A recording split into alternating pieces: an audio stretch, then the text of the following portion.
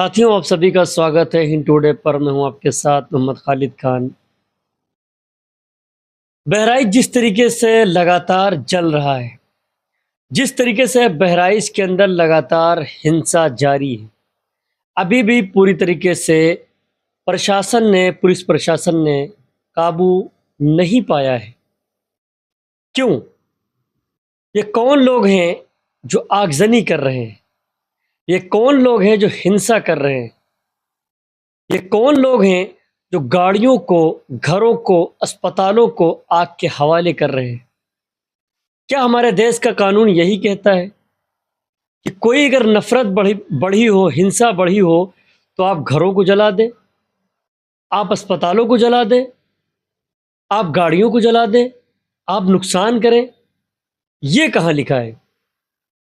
अब शुरुआत करते हैं कुछ सवालों के साथ। आप पूरी वीडियो को आखिर तक देखते जाइए कि बहराइच के अंदर सच्चाई क्या हो सकती है। अब आपको इन चीज़ों में जवाब मिल जाएगा। मेरी बातों से आपको जवाब ज़रूर मिल जाएगा। पहला तो जो सवाल है, वो सवाल यहाँ पर ये है, हम सवाल की शुरुआत करते हैं। सबसे पहला सवाल मेरा ये है कि दंगे की शुरुआत कहाँ से हुई, कैसे हुई, इसकी वजह क्या रही? दूसरा सवाल हमारा ये है, प्रदर्शनकारियों के ऊपर पुलिस काबू क्यों नहीं पा रही? हिंसा क्यों बढ़ती जा रही? तीसरा सवाल ये है, जो सबसे अहम सवाल है, जब कल मामला हुआ था, पोस्टमार्टम के बाद मिट्टी के लिए जो बहराइच के जो कप्तान साहब हैं, उन्होंने मना धना कर पूरी शांति बना ली थी। उसके बाद दंगा कैसे भड़का? कहाँ से दंगे की आग भड़की? कहाँ से इतना बवाल हुआ? तो मेरा तीसरा सवाल यहाँ पर यह है, विधायक का प्रदर्शन में जाना क्या जरूरी था? अगर विधायक शायद वहां पर न गए होते तो इतना बड़ा दंगा वहां न भड़कता। क्योंकि मैं अपनी वीडियो में हर बार मैं एक बात कहता हूं कि बच्चों को आप जरूर पढ़ाइए। एक चीज आप देख लीजिए कि जो भीड़ चल रही है, आप मेरे बगल जो वीडियो चल रही है, आप वीडियो के अंदर आप देखिए कि जो भीड़ है, जो मुसलसल, जिसके पास लाठी हैं, डंडे हैं और कुल्हाड़ी है, पुलिस भी है वहां पर, पुलिस के लोग भी नजर आ रहे हैं। और उसके बाद वो भीड़ ये कहती है कि जो रास्ते में मिले मार दो। तो आखिरकार इतनी हिम्मत इन प्रदर्शनकारियों के अंदर कहां से आई? 6 जिले की पुलिस लगी हुई है, उसके बाद काबू क्यों नहीं पा रही? पिस्टल लेकर अमिताभ यश जी, जो एसटीएफ के भी एक बड़े अधिकारी हैं और एडी लॉ हैं उत्तर प्रदेश के, वो भी पिस्टल लेकर दौड़ाते हुए नजर आ रहे हैं। ये सब दिन देखने को क्यों पड़े?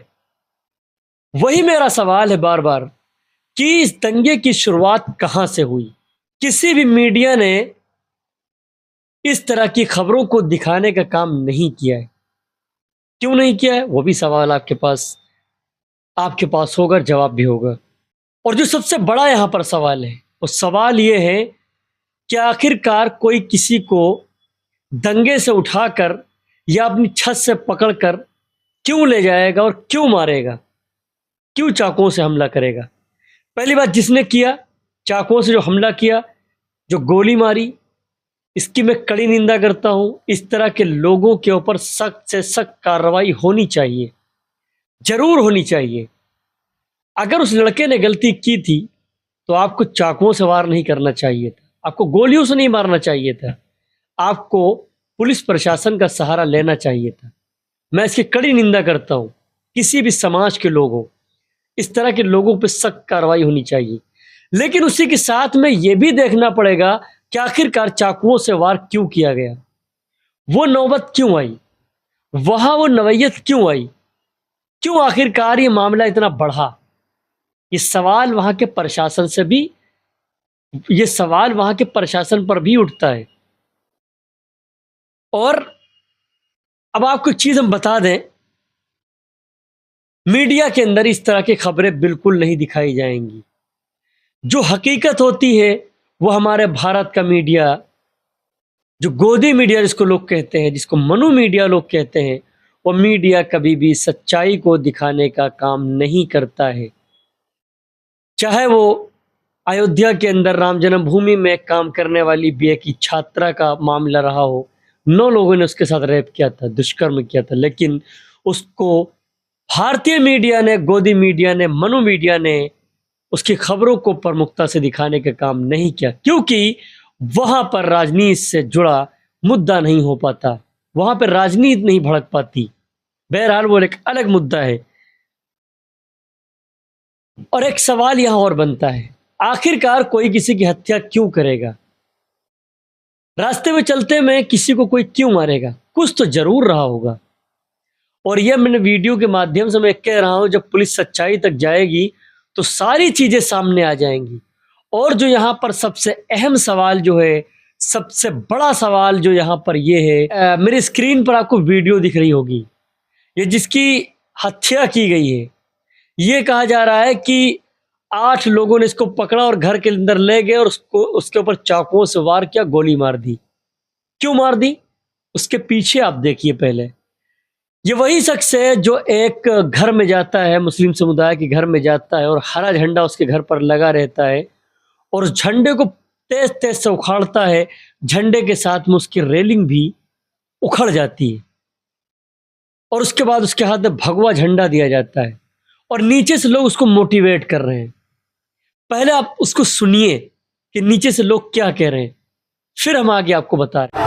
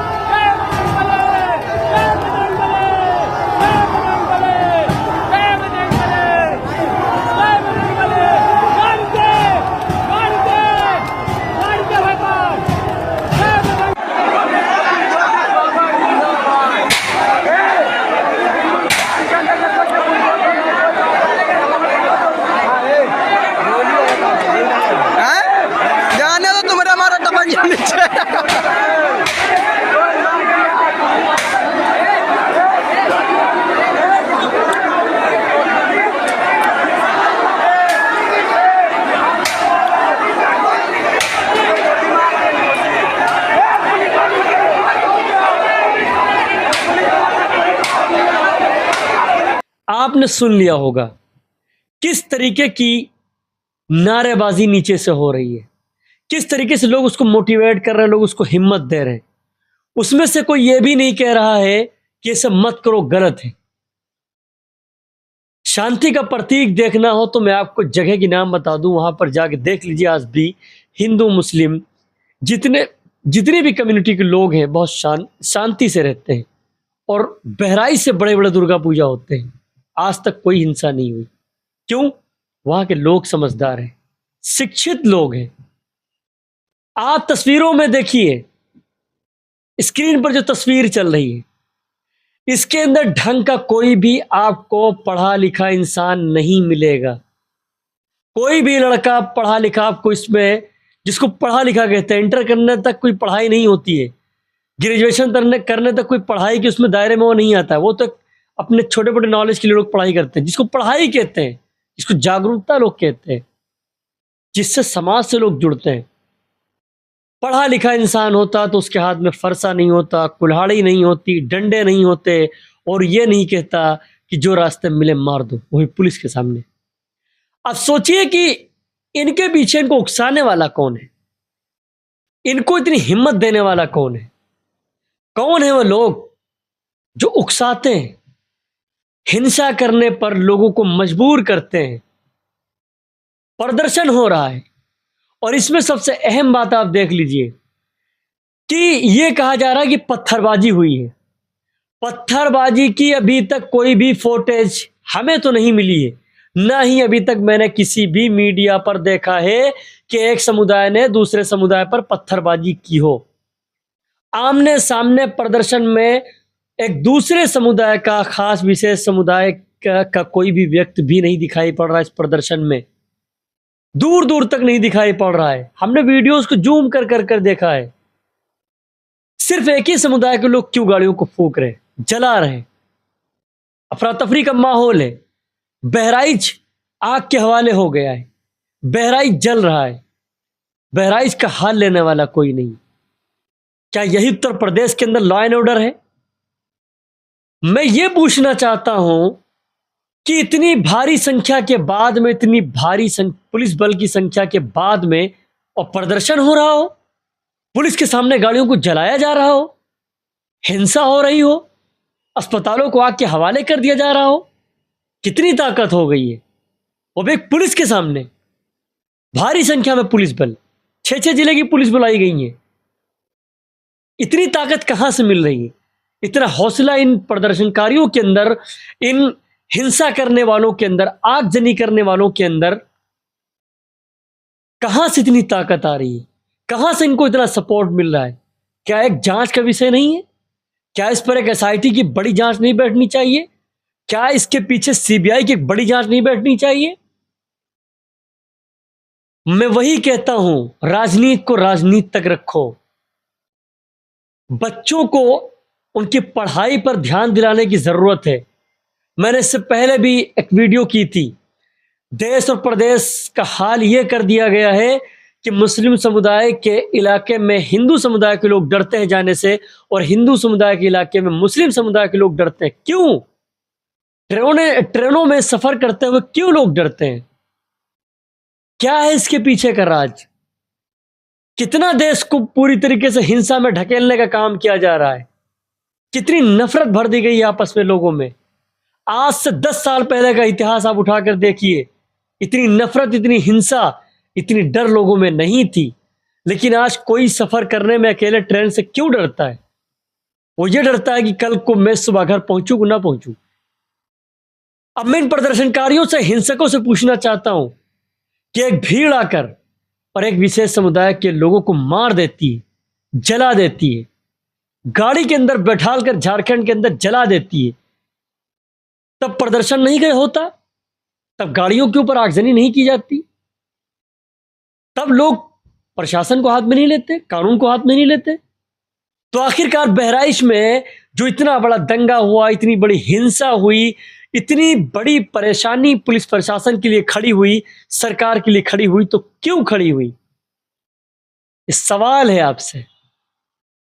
यहां पर जनता को समझना चाहिए। और मैं आखिरी में एक बात कहना चाहूंगा आप लोगों से कि हिंसा मत करिए, नफरतों को मत फैलाइए, आपस में मिलकर रहिए। इसी देश में रहना है, इसी प्रदेश में रहना है, एक दूसरे के साथ में मिलकर रहना है। झगड़ों से, नफरतों से, हिंसा करने से, घरों को जलाने से कोई फायदा आपको नहीं मिलेगा। कल को अगर आपके साथ कोई हादसा होता है, इसके बाद में आपका एक्सीडेंट हो जाता है, तो आप ही के लोगों की जब निगाहें आपके ऊपर पड़ेंगी, आपके क्षेत्र के, आपके गांव के, आपके पड़ोस के लोगों की, आप किसी भी धर्म के हो, तो एक दूसरे के काम आता है, वो उठाता है। आपके घरों में अगर आग लगेगी तो आपका पड़ोसी बुझाने आएगा। लखनऊ से मैं नहीं बुझाने आऊंगा, बाराबंकी से कोई बुझाने नहीं जाएगा, आपके पड़ोस के लोग बुझाने का काम करेंगे। तो आपस में मिल के रहिए, आपसी सौहार्द को बना कर रखिए, नेताओं का चक्कर छोड़िए। जो लोग हिंसा फैलाने का काम कर रहे हैं उनके चक्कर में मत रहिए।